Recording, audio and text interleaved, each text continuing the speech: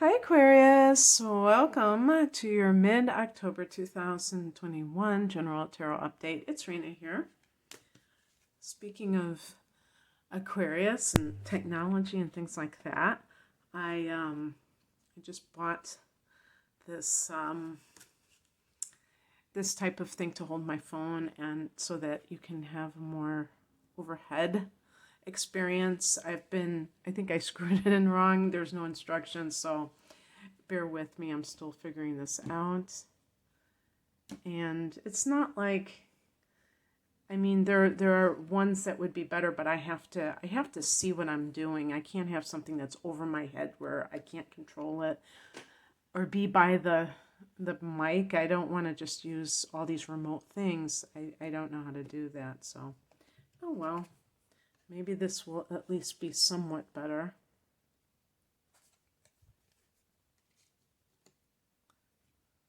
I don't know. It's like I still have to figure this out. Probably not having those things up there would help too.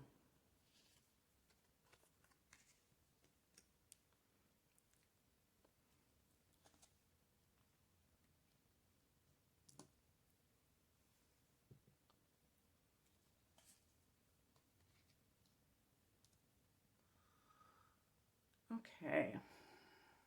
Let me see if I take these away, if I can even make it. I just wanted you to be able to see the top cards more, because then they're farther away. So hopefully that can help a little bit. I don't know. In any case, the heart of the matter is the Eight of Swords, and I got a lot of swords for Sagittarius as well.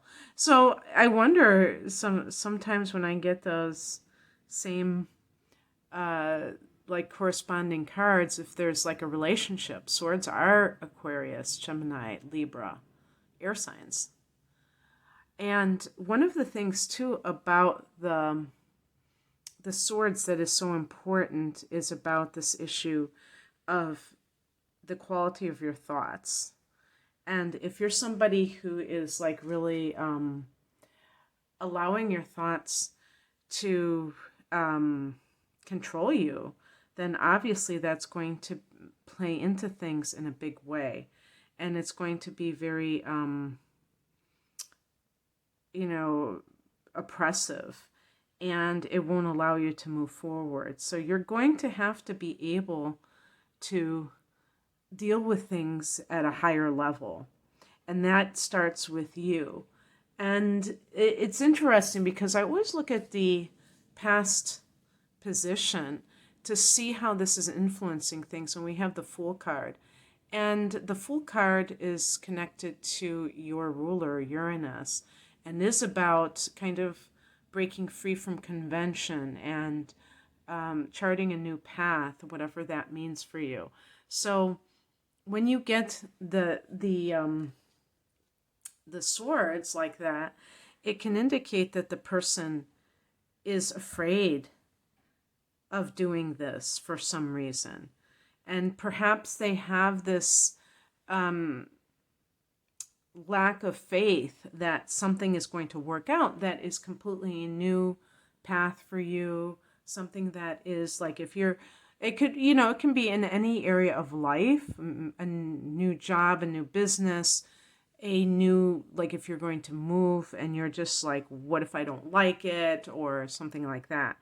And there has to be this ability to transcend all of that, because the voices inside of your head may be trying to convince you that you don't have what it takes to do these things. And so you have this wonderful opportunity that the Fool presents, but if you feel stuck in place, it's going to be very hard for you to make that happen. So you have to learn how to reprogram your thoughts. The higher message is the Eight of Pentacles. This is about excellence in one's work. This can be what is a savior in some cases. If you are dealing with an issue that feels very oppressive right now, that you can focus on what is in front of you that you can control.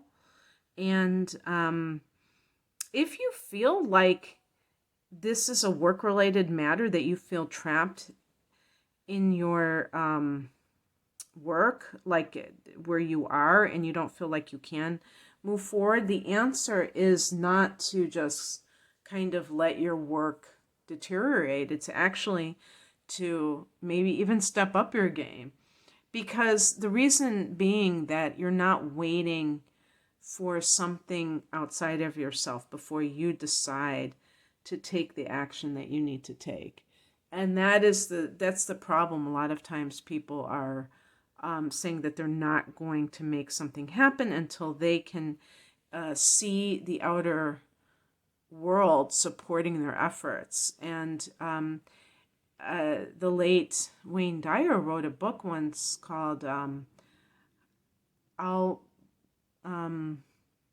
See It When I Believe It.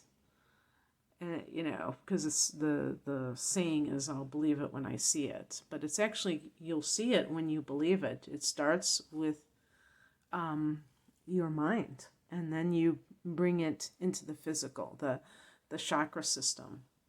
The higher chakras are where thoughts and ideas originate, and the lower chakras where they manifest. So we have to engage both of those.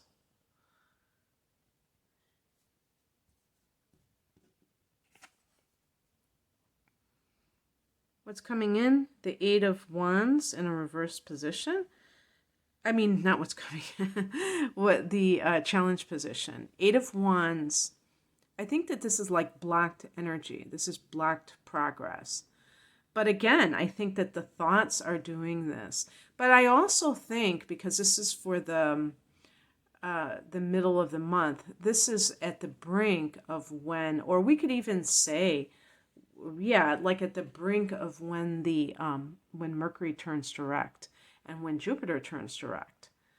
Saturn turns direct right around the time when I'm filming this, and that's one of your rulers. I don't know if you know that, along with Uranus. So that may usher in more movement. And that may be one of the reasons why this has been a difficult period for you. Perhaps, maybe you've had, everything going as planned. But if you haven't felt that way, it could be because of that. And also thinking of the swords, that could have been Saturn in Aquarius or Mercury in Libra, both retrograde. In Mercury from the end of September, and Saturn since, I don't know, May maybe. And that's significant. Even Saturn isn't an inner planet, but it still is something. It's in an air sign. It still can affect us, in whatever house it's traveling in. So that might have some kind of bearing. It's in your sign. So, and same with Jupiter. So let's see what happens after the 18th when Jupiter and Mercury go direct. Because you might find that this becomes something that's more happening in the upright position for you. And we have the High Priestess. This is about what is coming in, and this might be some kind of a download. You are very intuitive to begin with. Oh, I notice it says Torah very clearly on this one.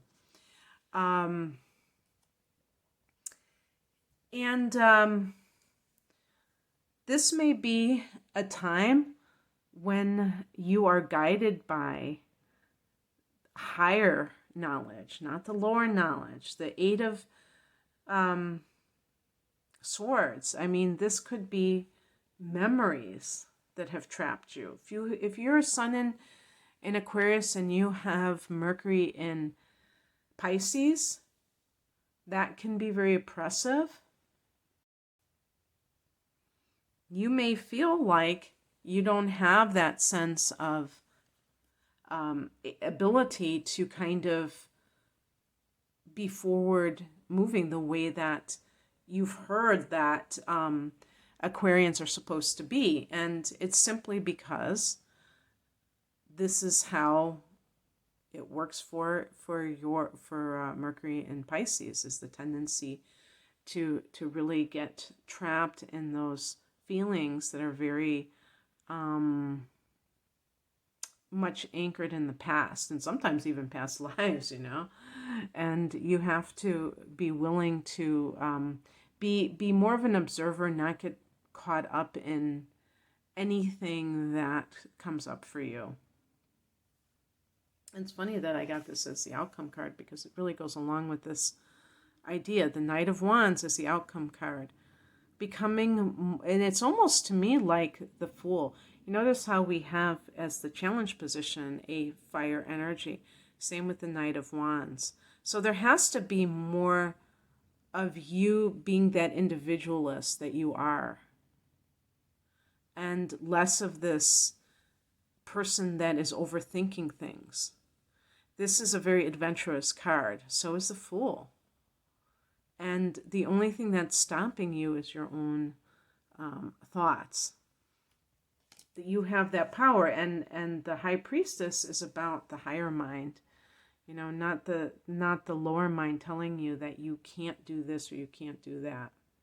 So anyway, that's what I have for you, Aquarius. I hope that this resonated. If you'd like a private reading, the link is below. Take care. Bye.